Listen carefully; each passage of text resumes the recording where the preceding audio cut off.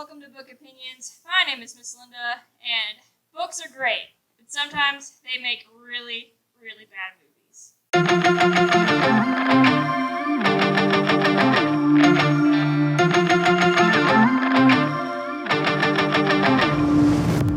Today on the podcast, I have a special guest here with me to discuss some really good books that make really bad movies. Special guest, go ahead and introduce yourself. Hi, my name is Megan. I am an LA here, a library assistant at Esther DeWitt Nixon Library, and I've come to share with you my choices. We all make choices.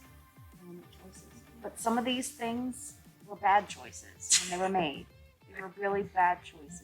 Yes, agreed. So I don't know what all you have on your list, and I don't think I told you what I have on my list, so this is going to be really exciting for both of us. I mean, we can see, we're like, hey, we both think this is terrible, or hey, this is actually pretty good in my opinion. Okay. Probably not. Probably. Anyway, so I guess I'll start. I did put mine in order from stuff that I'm least mad about to the most mad about, so that by the end of this, we can rage quit the pod. I feel that way because I think that I kind of went down the list myself, and I think that is the same way I did it. So things least mad to, oh God, I'm going to scream. Yeah, gotcha. All right, so number 5 for my list is Hunger Games. Yeah, I read this whole series, which is very rare, but I really liked Hunger Games. I thought the books were really cool, terrifying as far as adult or young adult fiction, dystopian novels go. Did not care for the Hunger Games movie. Did not see the rest of them because of that initial first movie. So here's why I think that it was a poor adaptation. It's mostly due to the Capitol, and here's the most petty one. I thought the Capitol in the movie was less flamboyant. No, I feel that 100% because in the book they were so richly drawn out, and they were like scary peacocks. Yeah. They were like really beautiful, but also so terrifying. Yes, I think the only person in the Capitol that the movie got like 100% right was Effie. Oh, Effie was like, Elizabeth was like, she was brilliant because she hit that high note of like, she's a little bit insane because she's living in this crazy place, but she's trying her best. Yes. The other thing was that as far as, staying with the Capitol, we can branch out to some other stuff. I liked that the movie kind of drew from different perspectives, because when you're reading Hunger Games, you're reading it from Katniss's perspective. So I liked the more in-depth vision that we got of Snow and all of them. But I felt that the movie really dumbed down on how cruel the Capitol is. And the big thing was the mutations. That was a missed opportunity. Yes, I know it would have been terrifying for a bunch of 12 to 17, 19-year-olds to see a mutated dog with an unalived person's face on it. But it would have been like, oh, these guys are bad. These are the bad guys. And you just don't see Snow as a bad guy in Hunger Games.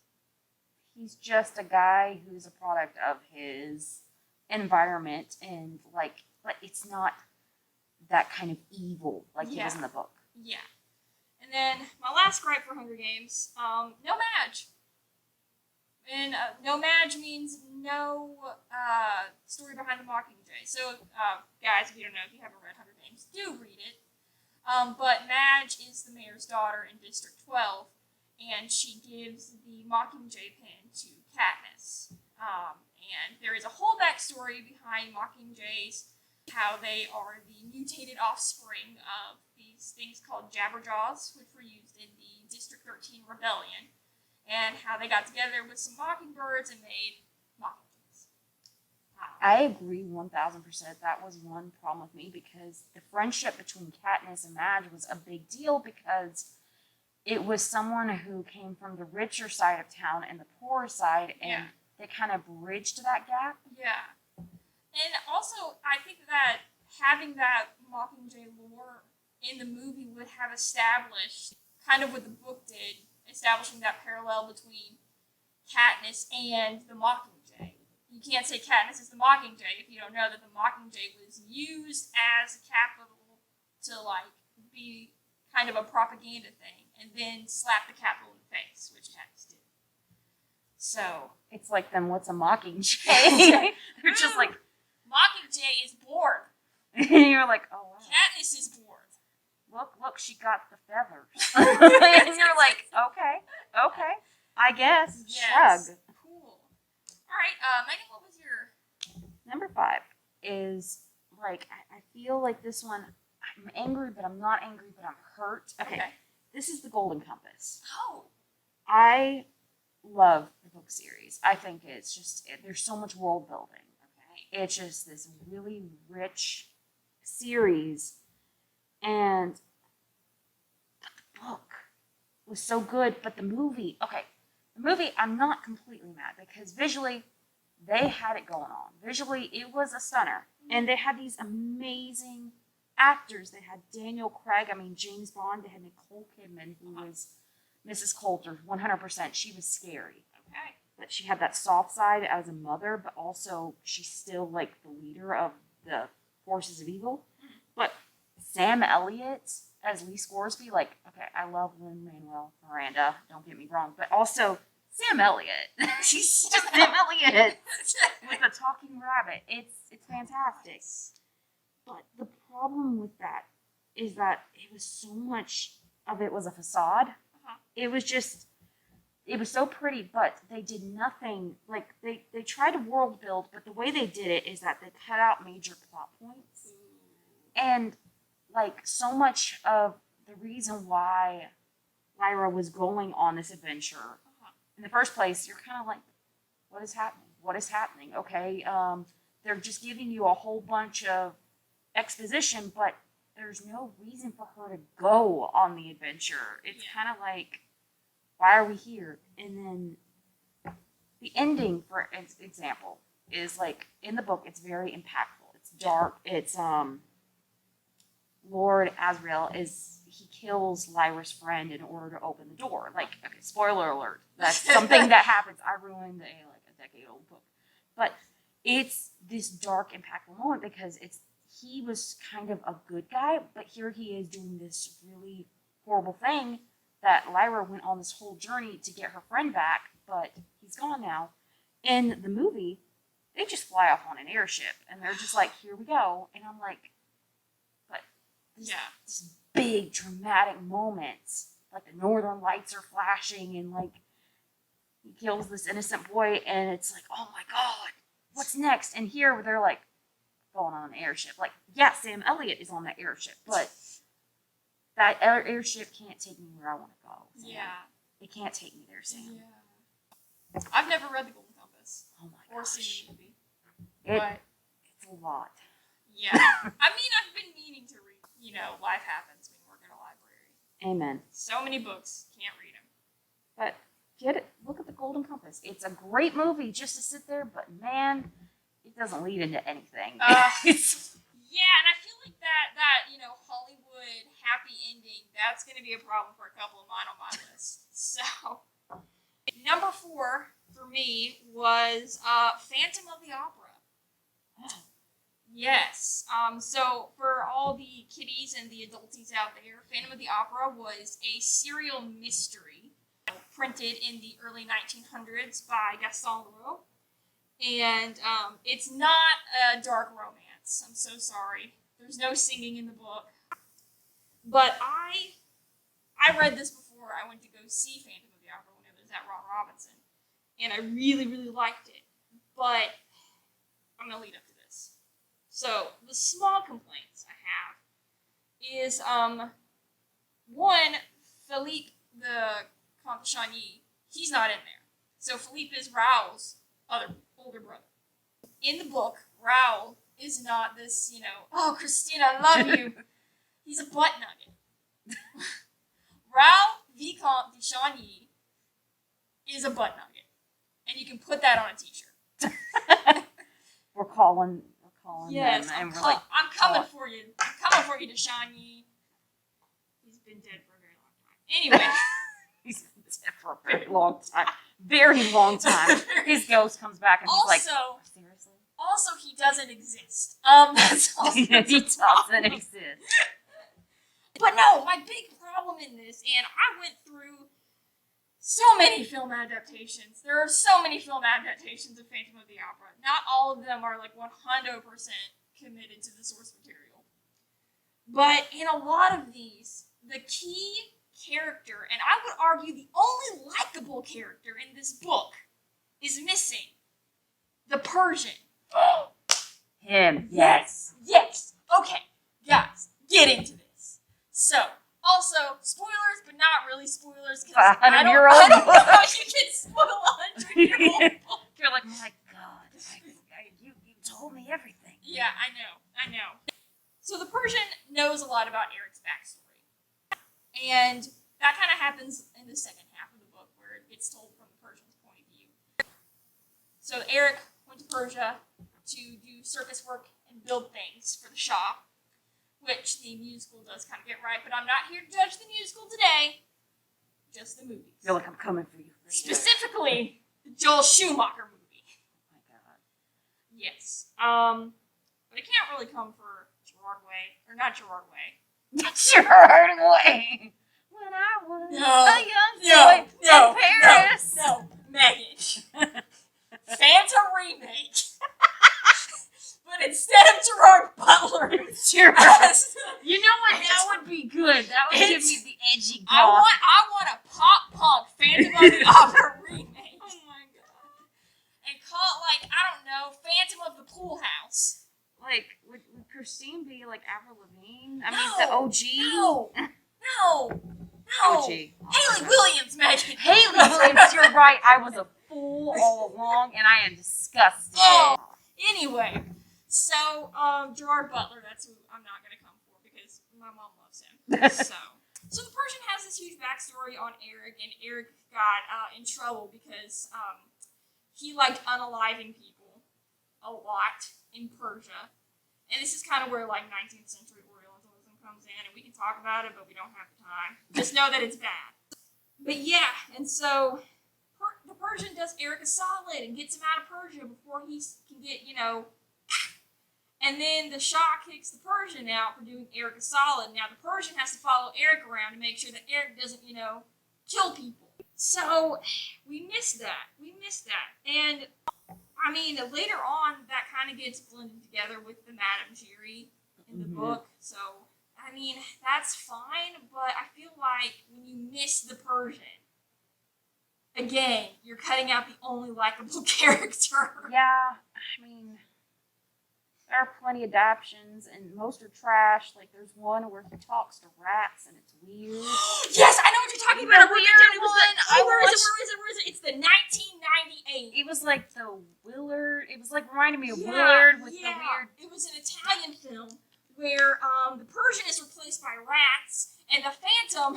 The Persian is replaced by rats. Just a horde of rats. Yes, because Eric is like snuggling up with rats. It's don't watch it. Yeah. It's real bad. It's real bad. No. The director was like Christine's dad, and it was uncomfortable. Yeah. The romance scenes. I don't. Yeah. It's bad. It's bad. Yes. Throw it all away. Yes. Throw that rat away. But to go down the list, it's a short list. There were so many. There's been so many adaptations. Anyway, so the 1925 version by Carl Laemmle. The Persian, it was kind of, he was replaced by a Persian who was not really a Persian, but a white French dude pretending to be a Persian. And this was a theme for a lot of movies at the time. Oh, God. The cringe. I can feel it. Centuries. Yeah, and then there's a 1943 version where there's two rows. One is a policeman, and one is a detective with a cape. You know what? You kind of have to in the movies. Yeah. And neither of them get Christine. Christine says, I don't need you guys. I need myself. Good for her. Yes. Good Way to for go, her. Christine. First adaptation, you're like, yes. Yes. But yeah, no, it's just... I like this book, and this is not a diss on the movies. I'm kind of on a Joel Schumacher movie because, but I really would love for an adaptation, not a musical, just an adaptation, to have the Persian in there because he's so integral to the plot. So that's that. Yeah. What's your number 4? Number 4 is Divergent. Ooh. Okay, here's my problem with Divergent. The books were okay. They were your classic dystopian teen novel. You know, it wasn't anything new. They didn't invent the wheel here. It was okay, but it was decent. Yeah. But the problem becomes that the movie. I like to say that I blame Harry Potter. Honestly, I blame Harry Potter. This was the start of it all because the 7th movie was split up into 2. Oh, yeah. They decided that they wanted to split up because the book was so long. Well, the thing happened with the Hunger Games, and Divergent comes along and goes, you know what? I want this YA teen money right here, boys. Uh-huh. So they decided to spread it out. It was a cash grab, 100% cash grab. Yes. They tried to make it into a TV show, so like, really, they were gonna make it into a TV show before it got canceled because it's not that I was following and I was in love so hard with this film, but the first one was okay. Yeah. Like Shailene Woodley was actually really good, but we're sitting here going, oh, you're changing all these plot points because you want to make a television show, which never got made. So the last of the book actually never got turned into a movie. So instead, we have just one partially finished final film with no end. Like, it's just, That's a fate worse than death. it really is. Oh. It really is. Oh my god. Money makes the world go round, and yes, but at what cost? at what cost? This poor Veronica Roth. Like, I feel bad. Oh. My number 3. I don't have a lot to say about this movie. It's Aragon. Oh, that's my number 1. Oh no! It's my number 1. No, but guys. When I say I hate this movie, I hate this movie. I mean, like, okay, so Aragon the book is very much, because I reread it last week, it's very much this is very LOTR. You know, Lord of the Rings. Yes. But with more dragons, which, if I have any complaint against Lord of the Rings, it needs more dragons. It needs more dragons. Like, come on, like, the one rider, like, was riding on the back of a dragon. We didn't get enough of him. Yeah! But, I mean, and there's so much world building in the book. And the plot is your pretty standard, let's go on a journey to save the world kind of thing. And then you get the other books in the series, which I haven't read, but I plan on it at some point in time before I turn 30. But, I don't know, like, the movie just changed so much. Oh my god, I'm going to tag team you on this. Instead of doing my number 1, I'm just going to add to this, so it's just number 3. Oh yeah, interrupt me whenever the mood takes you. It just, okay. Stephen Fangmeyer, listen, director, this was like one of his only films to ever direct. But listen, this man had a history. He had a history of actually good films. Like, not great, but like he had Lemony Snicket's A Series of Unfortunate Events. Not great, but you know what? It was there. Saving Private Ryan, Terminator 2, Judgment Day, Twister, The Perfect Storm, which this was not The Perfect Storm, Master and Commander, The Far Side of the World. Like, he had this history of doing these kind of action-y films. He worked on them. Yeah. And then he had the helm. And, like, they had these amazing actors. They had Jeremy Irons. You know what? He's a prince. I feel so sorry for a lot of people in this movie. But him especially. But especially the voice of Scar. Yeah. Like, he was so good. And I was like, he was Braun, right? I think he was Braun. Yeah. He was the best part of the film. And, like, I could rewatch it for that. Everything else makes me want to cry. Yeah. Like, Saphira going up in the sky, and suddenly she comes back down. She's a big dragon. Like, what happened? What happened up there? If I get electrocuted, am I going to be cool? We missed so many herbal attacks. Yeah. We missed magic happening. We missed everything. Everything that's integral to the plot, we missed. They just threw it out, and I still can't watch it to this day. Like, Yeah. I would go on YouTube first and watch Jeremy Irons scenes. But everything else, like Christopher Polini, I'm like, panini bread. I'm sorry, sir. They did you dirty. Yeah, no, and he's been a really good sport about this. And then I was going back over everything, and I think in an interview he was all like, "Yeah, there are two different stories. There's the story I wrote, and then there's the story that they wrote. And it's just it is what it is." I mean, if they could do a TV series, Like I think that couple would be seasons, like to get with Reisinger. What was the other one? Eldest and Inheritance. Yeah. Yes. Like, that was the big thing. Like, again, it was like Divergent, Golden Compass. It led into so many things, but then you just slam the door. Yeah. Of, like, you don't get to know anything else about this. Yes. Yeah. This next one is very close and dear to my heart. A series of unfortunate events. Gotta lead into it. Yeah. No, like, because this series for me was what Harry Potter was for a lot of people. I feel that. I'm rocking a Hufflepuff scarfed rabbit back here on my shoulder, so, like, I feel this. Yeah. No, this was, like, the first ever, like, set of books that I was ever obsessed with. And this movie came out, and at the time, in my youth, I was very up in arms about it. But rewatching it now in the golden years of my life, it just makes me sad. I'm just sad because one, you're trying to squeeze 3 books: Bad Beginning, Wide Window, Bad Beginning, Reptile Room, and Wide Window into one movie, right? The ending I did not appreciate because, spoiler alert for Bad Beginning, the ending is where they're doing that scene where Count Olaf is trying to marry Violet, which gross. And by that time, she figures out that if she signs it with the wrong hand, it won't be in her hand, using air quotes.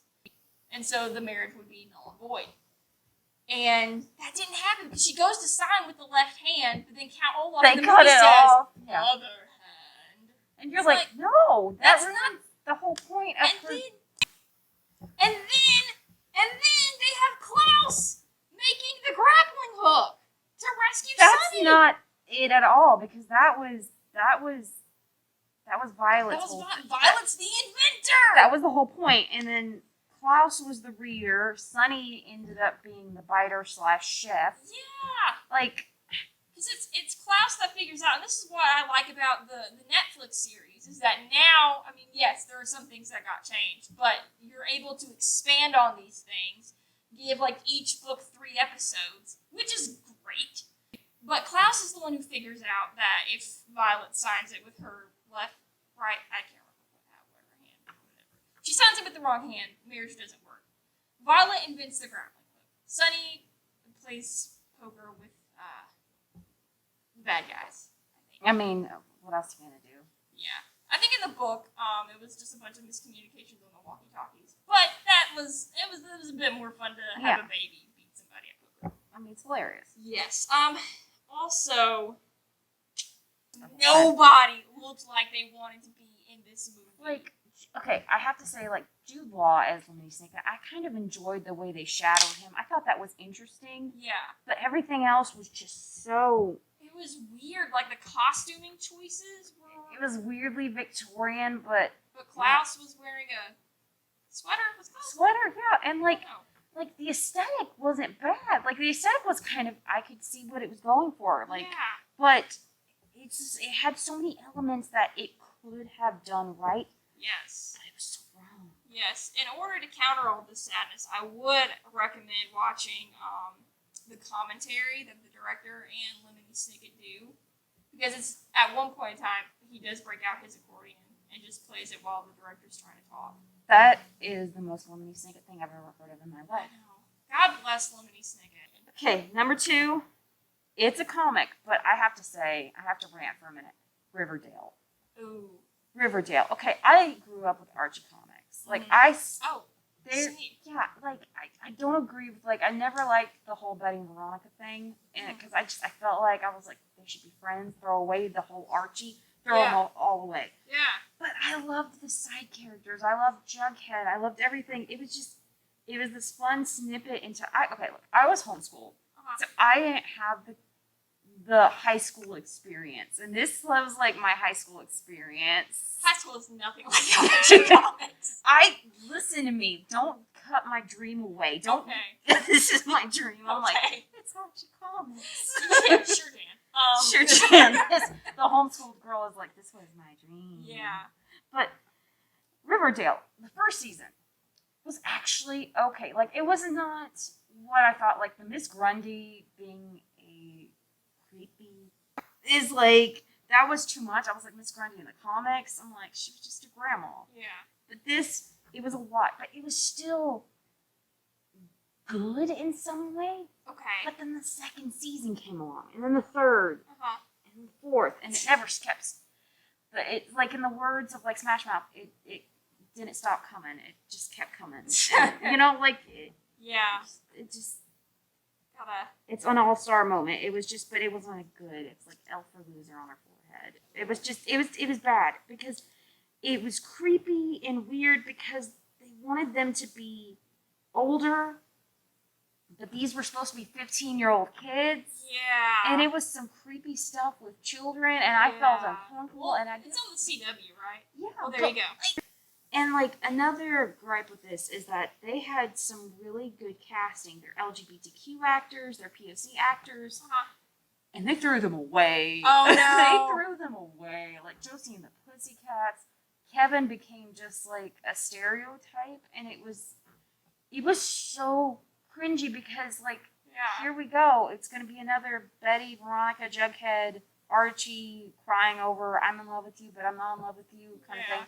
Like, look at all these great people you are throwing away. We need a Foursquare, you know, love square. Ew, a love square, no. A love square. They said we need a love square, and it was gross. They took so much representation and they squandered it. And it was depressing. Man. Number one. I actually had A Series of Unfortunate Events as my number one. But then I reread and rewatched this book and this movie, and I had to move it up. Inkheart by Cornelia Funke. Anyway. I have never read it, never watched it, but Brendan Fraser is my main man, and I would die for this man. This was not his movie. Anyway, Brendan. Yeah. My angel. So Inkheart is, it's a juvenile book. It's a big juvenile book, which is a problem for me because I don't attention span well at all. So the basis of this is, there's this guy, his name is Mo. And Mo, when he reads things out loud, he can bring stuff from the book into the real world. But that comes at a price, meaning something from the real world has to go into the book. He's known about this since he was a kid. So he gets married and he has a baby. And one night he's reading this book called Inkheart. And he reads it out loud. And all of a sudden, this bad guy, and the bad guy's henchman, and this guy named Dustfinger, who's about to get murked, comes out of the book, and Mo has to sword fight him away and stuff like that.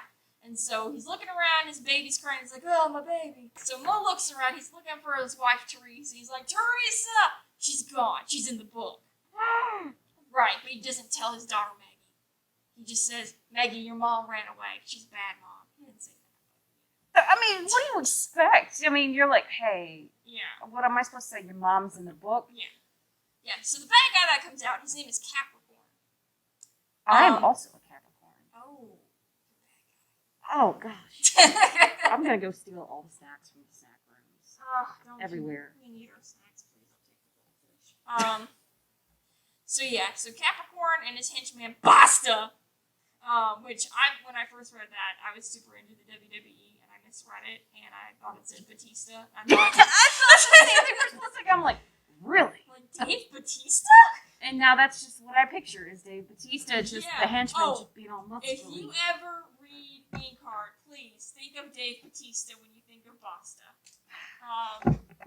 Anyway, so they move around a lot. Mo and Maggie, and Mo repairs books, and it's really sweet what they've got. But then one day, Dustfinger shows up, and is all like, hey, I want a copy of the book. And Dustfinger is morally ambiguous. He's actually working for Capricorn.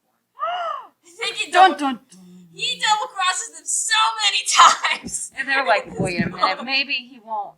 Maybe we'll give him another chance. And you're like, no. Yeah. But anyway, Capricorn wants Mo in his Italian village that he's taken over to read from the book. I know. To read from the book, The Spiciest Meatballs. Oh my god. This giant monster called the Chef. Oh my god. It's a good book. It explores. It explores. It just does a lot. It's great. It does a lot. It's a big book. It does so much. It's a big book. It does a lot. Put it on a And t-shirt. it's a big spit. Forgot this. Yes. So, good book. I enjoyed it. This movie. I hate this movie. I hate this movie. I yelled at this movie while I was watching it with my family. You're just like, I am enraged. There's no Dave Bautista. I have been lied to by the government. I know. Well, Dave Bautista, I don't think he was. Was he even Dave Bautista even then? Did he? No, I think he was just doing the pro wrestling stuff. You know, like I'm thinking, like maybe it was like the whole thing with Athena popping out of Zeus's head, like, but it was him popping out of like protein powder shake. Protein powder shake. He just exploded out of it, and we were like, my god, there That's he where is. Dave Bautista came from. He emerged. But yeah, no, the casting for the movie. I'm gonna start with that because that's an issue that we need to discuss. Brendan Fraser was casted as Mo, and I love Brendan Fraser. Everyone loves him. If you don't love him, you have a problem. Brendan Fraser, you got something to say bad about Brendan Fraser? You can come catch these hands, The Mummy and The Mummy 2. But him being like this, Brendan Fraser, I see him as like an action guy. Yeah. And then him just being like a dad. Soft dad, bod Soft guy. dad, not really. Maybe not even now. He's just got the attitude of an action guy. Yeah. The only casting choice that I agreed with in this movie was Paul Bellamy as Dustfinger. I love him. Yes. So this was really great, but the writing was bad because Dustfinger, like I said, is morally ambiguous, and he doesn't have a family in the book, and he doesn't have magic fire powers. He can just do fire. He had all that in the movie, and he wasn't as morally ambiguous. Like, Dustfinger is kind of a Loki type. Not in that he plays tricks all the time, but that he betrays you all the time. And you're just like, oh my god. Yeah. Surprise Pikachu face. Yes. Also, Andy Serkis was cast as Capricorn. What? Bald Andy Serkis. What? Yeah, which is, I could do Andy Serkis as the bad guy if Andy Serkis had hair and if they didn't make Capricorn goofy. Oh god. Ooh. Yeah. I hate when they make the villain super goofy. Yeah, because, like, Capricorn is this tall, just imposing guy who just, like, kill you. Dead. Like, really, the only thing that I liked about this movie, hold on, it's in my notes. Yes. The only thing I liked about this movie was Helen Mirren riding a unicorn. Okay, I could see that. I bet you can find that clip on YouTube. So watch that instead. Yeah.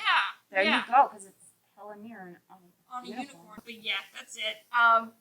What's your number one? Percy Jackson. No! Yes. Okay. Yeah. Growing up, Percy Jackson series, I grew up at the same age. I was about the same age as Percy Jackson. Yeah. I felt for this boy. Yeah. Like, my books at home, they are so worn. I have reread those soft cover books so much that they are ragged. Yeah.